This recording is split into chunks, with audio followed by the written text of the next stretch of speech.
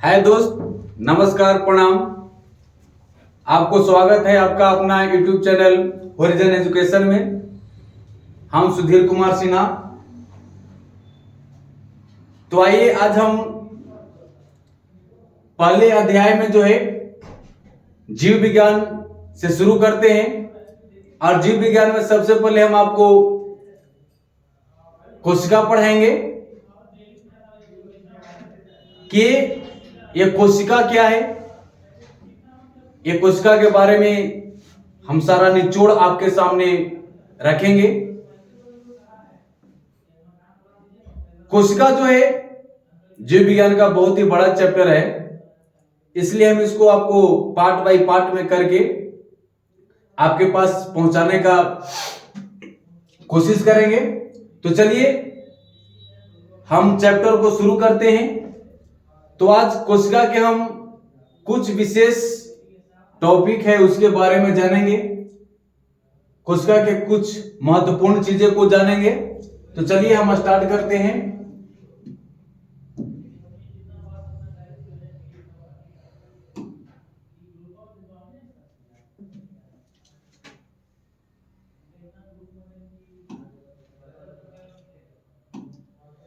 चलिए देखिए, सबसे पहले हम देखते हैं कोशिका यानी कि सेल। इसको अंग्रेजी नाम सेल बोलते हैं हम। और अगर बायोलॉजिकल दृष्टि से अगर देखा जाए तो बायोलॉजिकल नाम इसका होता है साइटो। और जिस शाखा के अंतर्गत हम इसका अध्ययन करते हैं, इसके बारे में जानकारी प्राप्त करते हैं, उसको हम बोलते हैं साइटोलॉजी। बात को समझ गए? यानी कि कोशिका का अध्ययन साइटोलॉजी कहलाता है। तो सबसे पहले हम देखेंगे कि आखिर कोशिका है क्या, है ना। तो सबसे पहले देखेंगे कि सेल है क्या, कोशिका है क्या।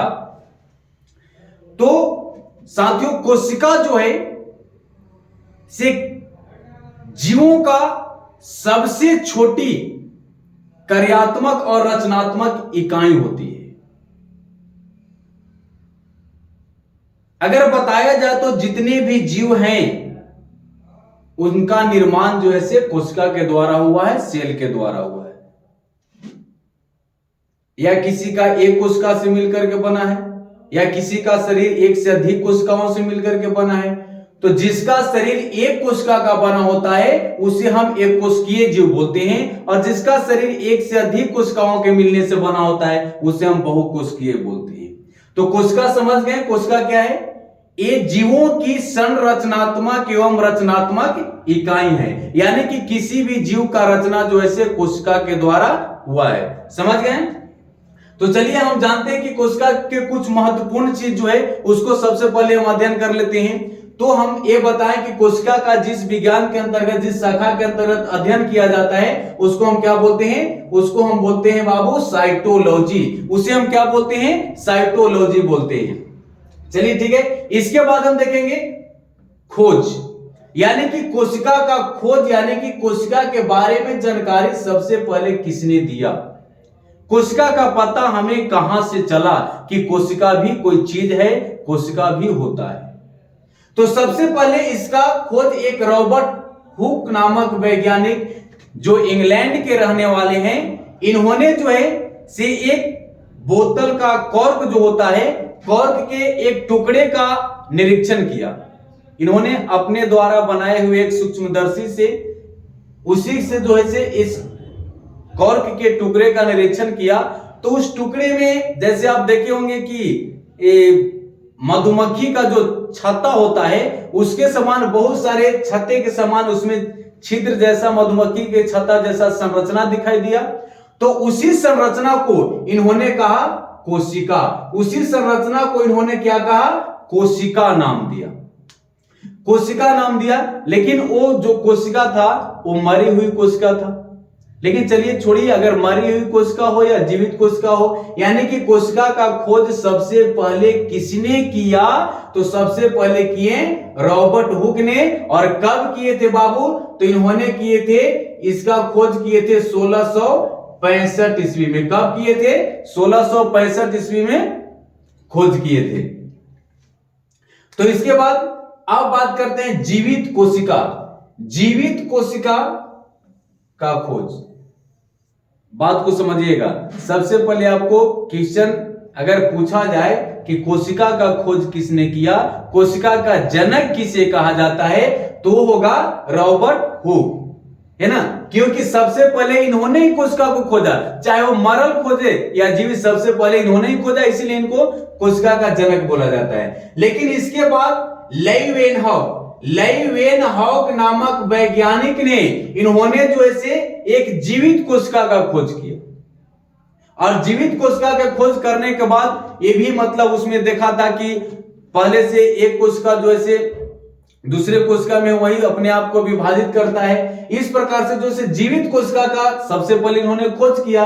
तो अगर क्वेश्चन में रहे कि जीवित कोशिका का खोज किसने किया, तो आपको लगा देना है लेइवेनहॉक। किसने? लेइवेनहॉक। कोशिका का खोज सबसे पहले किसने किया, तो रॉबर्ट हुक। कोशिका का जनक किसे कहा जाता है, तो रॉबर्ट हुक। अगर क्वेश्चन रहे कि जीवित कोशिका का खोज किसने किया, तो है लेइवेनहॉक। समझ गए?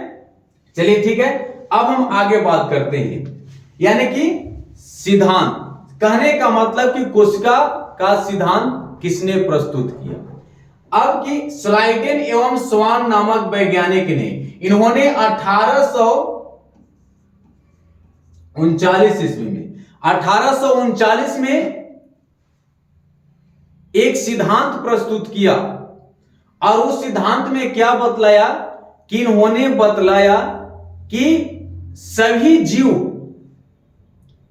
का शरीर जो है कोशिकाओं के मिलने से बना है। यानी कि ओवरऑल पूरा शरीर जो है किसी भी जीव का, चाहे जो भी जीव हो, पादप हो, जंतु हो, जो भी हो, सबका, यानी कि जीव का जो शरीर बना है वो किसका बना हुआ है, कोशिका का बना हुआ है। यह किसने बताया, यह स्लाइडेन एवं स्वान ने बताया। कब? 1839 ईस्वी में। इसीलिए कोशिका सिद्धांत का प्रतिपादक कहा जाता है स्लाइडेन एवं स्वान को। चलिए समझ गए। इसके बाद हम बात करते हैं कोशिका में सबसे छोटी कोशिका। सबसे छोटी कोशिका, यानी कि सबसे छोटी कोशिका कौन है, तो सबसे छोटी कोशिका बाबू माइकोप्लाज्मा। माइकोप्लाज्मा की सबसे छोटी कोशिका होती है, ये आप ध्यान में रखिएगा। और इसके बाद हम बात करते हैं सबसे बड़ी कोशिका। सबसे बड़ी कोशिका जो होती है शुतुरमुर्ग के अंडे की होती है। किसकी होती है? शुतुरमुर्ग के अंडे की होती है। शुतुरमुर्ग देखे हैं? नहीं देखे हैं, लेकिन ये भी जानते हैं कि दुनिया की सबसे बड़ी पक्षी कौन है, तो शुतुरमुर्ग है। और शुतुरमुर्ग का अंडा जो भी होता है वो भी जो होता है इससे बड़ा ही होता है। इसके अंडे से बाबू लगभग एक अंडा जो इसका होता है ना, एक अंडा से लगभग 10 से 12 व्यक्ति जो है ऑमलेट खा सकता है।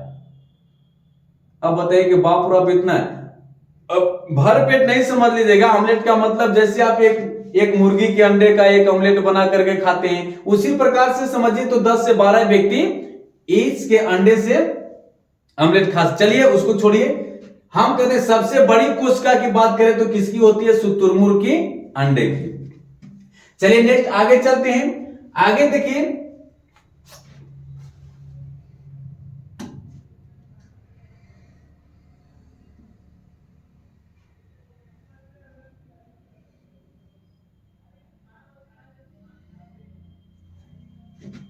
आगे बात करते हैं मानव में छोटा। अगर देखा जाए कि मानव में सबसे छोटी कोशिका कौन है, सबसे छोटा कौन है, तो है शुक्राणु। वो किसकी है? वो शुक्राणु की है। मानव में सबसे छोटी कोशिका जो है वो शुक्राणु की है। जो मेल का स्पर्म होता है, मेल का जो स्पर्म होता है बाबू, वो सबसे छोटी कोशिका होती है। यानी कि पुरुष का जो शुक्राणु होता है, मेल का जो स्पर्म होता है, वो सबसे छोटी कोशिका होती है। बात को समझ गए। इसके बाद हम बात करेंगे मानव में सबसे बड़ी। मानव में सबसे बड़ी, सबसे छोटा देखिए, सबसे छोटा किसका होता है? स्पर्म का होता है, यानी कि शुक्राणु का होता है। और सबसे छोटा जो होता है वो होता है अंडाणु, यानी कि फीमेल का जो ओवम होता है, फीमेल का जो ओवम होता है बाबू, ओवम जिसको अंडाणु बोलते हैं, फीमेल का जो ओवम होता है वो सबसे बड़ी कोशिका होती है। लेकिन अब यहां थोड़ा सा समझिएगा, इधर पीछे हम बताए थे कि सबसे छोटी कोशिका जो होती है माइकोप्लाज्मा होती है, और सबसे बड़ी कोशिका जो होती है वो शुतुरमुर्ग के अंडे की होती है। लेकिन वो बाबू ओवरऑल पूरी दुनिया में सबसे बड़ा होता है और सबसे छोटा होता है। पूरी दुनिया में देखा जाए तो सबसे बड़ा शुतुरमुर्ग के अंडे की कोशिका, और पूरी दुनिया में देखा जाए तो सबसे छोटा माइकोप्लाज्मा। अब हम ये बात करते हैं मानव में सबसे छोटा, यानी कि हमारे अंदर जो सबसे छोटी कोशिका होती है वो मेल का स्पर्म यानी कि शुक्राणु का होता है, और सबसे बड़ी कोशिका जो होती है और फीमेल का ओवम यानी कि अंडाणु का होता है। बात को समझ गए? कोई दिक्कत नहीं। चलिए आगे चलते हैं। इसके बाद देखिए मानव की लंबी यानी कि मानव की सबसे लंबी कोशिका कौन है? मानव की सबसे लंबी कोशिका कौन है? तो मानव की सबसे लंबी कोशिका जो होती है वो न्यूरॉन, या तंत्रिका कोशिका का भी नाम सुनेंगे, न्यूरॉन। ये न्यूरॉन जो है से हमारे मस्तिष्क में पाया जाता है। ये न्यूरॉन मस्तिष्क में पाया जाता है जो सबसे लंबी कोशिका होती है। जो अब ये बात होता है कभी कभी कोई लंबा और बड़ा में जो ऐसे अंतर नहीं निकाल पाता है, तो ये बड़ा कोशिका जैसे मान लेते हैं कि एक बड़ा का एक एरिया से हो गया, क्षेत्रफल से हो गया। जैसे मान लेते हैं कि हम बताएं कि ये जो है ये जो है इसका एरिया ज्यादा है, यानी कि हम कह सकते हैं कि ये सबसे अब एक लंबा का मतलब हो गया इसका हाइट से इस प्रकार से, यानी कि ये कोशिका है एक कोशिका है, तो इसको हम बोलेंगे सबसे बड़ी कोशिका, यानी कि ये सबसे बड़ी कोशिका हो गई। लेकिन इसका क्षेत्रफल जो है इससे इसका क्षेत्रफल कम है, तो ये यानी कि ये हाइट में क्या है, ये लंबा है, तो ये लंबी कोशिका हो गई। बात को समझ गए? बड़ा और लंबा।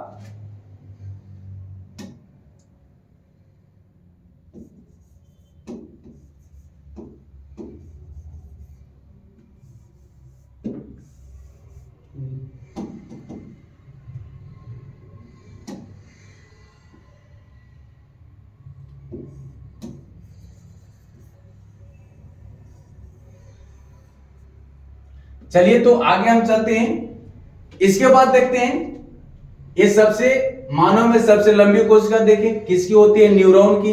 अब हम आगे देखेंगे विभाजन रहित। विभाजन रहित का बाबू मतलब होता है यानी कि जिसमें विभाजन नहीं हो, यानी कि जिसका विभाजन नहीं हो सकता, एक से दो नहीं बन सकता है ना। तो यानी कि विभाजन रहित कोशिका जो है वो कौन है, वो है आपको न्यूरॉन। विभाजन रहित कोशिका कौन है, न्यूरॉन। यही जो मानव में सबसे लंबी होती है न्यूरॉन, ये विभाजन रहित होता है बाबू। यानी कि अगर न्यूरॉन की कोशिका आपका क्षतिग्रस्त हो गया तो समझिए कि ये ठीक नहीं होगा, ये ठीक नहीं होगा। इसीलिए बताया जाता है बाबू कि एक मस्तिष्क में होता है, और इसीलिए बताया जाता है कि हमेशा हेमलेट लगा करके चलना चाहिए। अगर आप बाइक चला रहे हैं, गाड़ी चला रहे हैं, तो हेमलेट का यूज करना चाहिए, क्योंकि ये मस्तिष्क में ये जो न्यूरॉन है, जैसे यहां पे अगर मान लेते हैं कि कहीं चोट लग गया तो कुछ ठीक है, थोड़ा सा और अंदर लग गया, कस के थोड़ा सा लग गया तो फूट फाट गया, थोड़ा सा ऊपर वाला चमड़ी तो यहां तक भी चलेगा। लेकिन वहीं कहीं घचाक से अगर हुमच के लग गया, पूरा अंदर तक पहुंच गया, यानी कि न्यूरॉन में पहुंच गया, तो खत्म हो जाएगा। तो फिर बाबू वो ठीक नहीं हो सकता है। बात को समझ गए? तो इसीलिए न्यूरॉन को बहुत सुरक्षित यानी कि स्थान पे रखा गया है ना। इसलिए इसमें सेल डिवीजन नहीं होता है, कोशिका का विभाजन नहीं होता है, नई तरीके से निर्माण नहीं होता है। बात को समझ गए? तो विभाजन रहित कोशिका कौन है, न्यूरॉन। और इसके बाद है सबसे तेज विभाजन। सबसे तेज विभाजन यानी कि सबसे तेज गति से जो विभाजन होता है कोशिका का, वो होता है लीवर में। यानी कि लीवर एक ऐसा पार्ट्स है हमारे शरीर का, ऐसा पार्ट्स है कि बहुत जल्दी अपनी क्षतिपूर्ति कर लेती है। यानी कि लीवर कहीं जो से कट गया, या लीवर को किसी कारणवश ऑपरेशन करके अगर काट दिया गया, निकाल दिया गया, हटा दिया गया, तो उसकी क्षतिपूर्ति बहुत जल्द हो जाती है, तो अपने आप को कवर कर लेगा। यानी क्यों कर लेगा, क्योंकि इसकी कोशिका जो होती है तेज गति से जो है विभाजन करता है। वही कभी कभी होता है कि अनकंट्रोल हो गया। कभी कभी आखिर कैंसर का नाम सुने होंगे, कैंसर कैसे हो जाता है? तो कैंसर अगर देखा जाए तो कोई खास बीमारी नहीं है, लेकिन वही कैंसर जो होता है अनकंट्रोल, कभी कभी कोशिकाएं अनकंट्रोल विभाजित होने लगता है, तो वही जो है कैंसर का रूप ले लेता है, वही कैंसर का रूप ले लेता है। तो ये सबसे तेज विभाजन होता है लीवर में। तो ये था आप लोग के कुछ कोशिका के बेसिक चीज जो हम बता रहे थे। अब इसके बाद हम देखेंगे कि आखिर कोशिका, ये हमने बताया कि कोशिका का के द्वारा ही हमारा शरीर बना है, आपका शरीर बना है, पूरे जीव का शरीर बना है, कोशिका के द्वारा बना है, चाहे एक से बने या एक से अधिक कोशिकाओं से बने। यानी कि पूरा शरीर मेरा कोशिकाओं का बना है, ओवरऑल पूरा शरीर कोशिका का बना हुआ है। जैसे देखिए, जैसे आप कभी देखे होंगे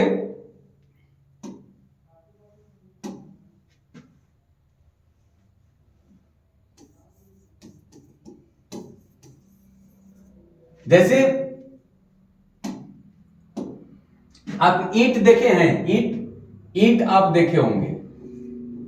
ईंट जो होता है, बहुत सारे ईंट को अगर आपस में जोड़ दिया जाए, बहुत सारे ईंट को आपस में जोड़ दिया जाए बाबू, तो क्या बन जाता है?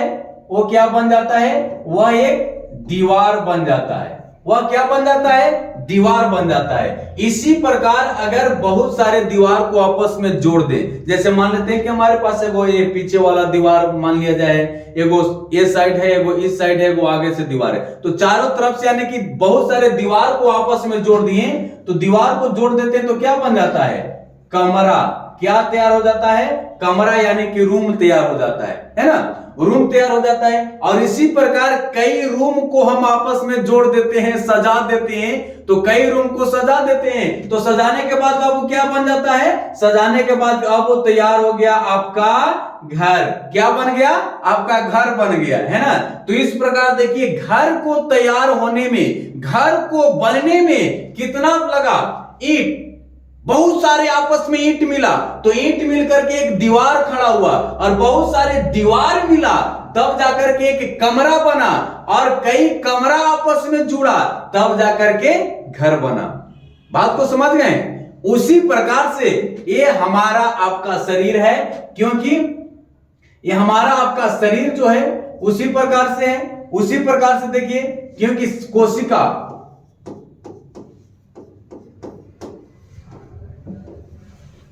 बहुत सारे कोशिका अगर आप आपस में मिल गई तो ये क्या बनाता है? एक टिश्यू बनाता है, यानी कि उत्तक बनाता है। क्या बनाता है? एक टिश्यू यानी कि उत्तक बनाता है। और उसी प्रकार बहुत सारे अगर उत्तक जुड़ जाएं, बहुत सारे उत्तक जुड़ जाएं, तो वो क्या बनाता है?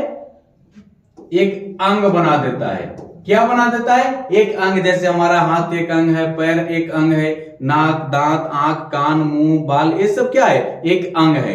यानी एक अंग बनाता है, और ये बहुत सारे अंग आपस में जुड़ जाएं, तब जाकर के वह क्या बन जाता है?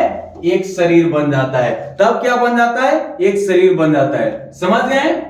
यानी कि जिस प्रकार बहुत सारे ईंट मिला, दीवार बन गया, बहुत सारे कोशिकाएं मिली, उत्तक बन गई, बहुत सारे दीवार मिला तो कमरा बन गया, बहुत सारे उत्तक आपस में जुड़ा तो एक अंग बन गया, जैसे मेरा हाथ, बहुत सारे कमरा जो है से आपस में सजा दिए गए, तब जाकर के वो घर बना। उसी प्रकार हमारा अंग जब हाथ, पैर, नाक, मुंह, दांत, ये सब आपस में जुड़ जाते हैं, तब जाकर के हम इसको बोलते हैं शरीर बोलते हैं। तो इस प्रकार से हम बताएं कि इसमें हमारा सबसे छोटी इकाई कौन हुआ? हमारे शरीर को बनाने वाला सबसे छोटा इकाई कौन हुआ?